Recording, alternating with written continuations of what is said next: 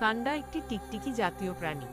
এই প্রাণীটি সাধারণত মরুভূমিতে বসবাস করে এবং পোকামাকড় ও ছোট সরীসৃপ খেয়ে জীবন ধারণ করে। সান্ডা তেলের কিছু ঔষধি গুণ আছে বলে মনে করা হয়।